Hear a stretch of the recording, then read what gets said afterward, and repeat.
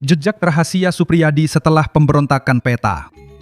Supriyadi, pemimpin pemberontakan PETA di Blitar pada Februari 1945, hingga kini tetap menjadi salah satu figur paling misterius dalam sejarah Indonesia.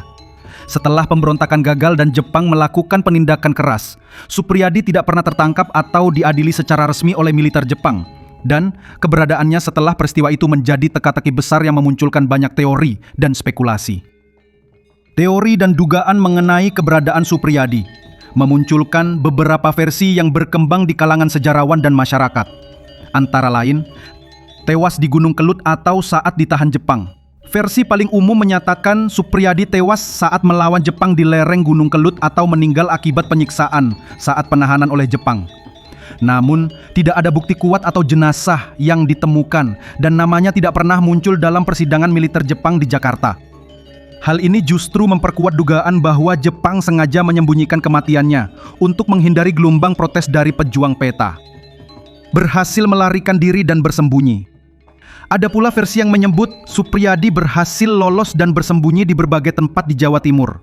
Beberapa saksi mata mengaku pernah melihat Supriyadi di Trenggalek, bahkan di gua dekat air terjun Sedudu, atau menyamar sebagai rakyat biasa untuk menghindari kejaran Jepang. Namun, setiap upaya pencarian oleh rekan-rekannya selalu berakhir tanpa hasil pasti. Bertemu tokoh nasionalis dan masih hidup. Sebagian cerita menyebut Supriyadi sempat bertemu tokoh nasionalis seperti Bung Tomo, Bung Karno, dan Bung Hatta. Ada pula klaim bahwa ia mengirim surat kepada Presiden Soekarno, menyatakan kesediaannya menjadi Menteri Keamanan Rakyat dan Panglima TNI. Namun, tidak pernah muncul secara terbuka karena alasan keamanan atau idealisme. Bahkan ada yang percaya Supriyadi masih hidup dan menyamar sebagai orang lain, meski klaim ini tidak pernah terbukti secara ilmiah atau diakui keluarga.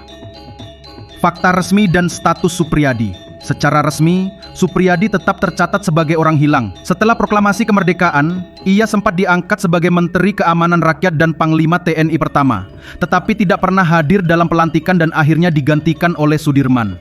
Statusnya sebagai pahlawan nasional tetap diakui, meski jejak terakhirnya tidak pernah terungkap hingga hari ini.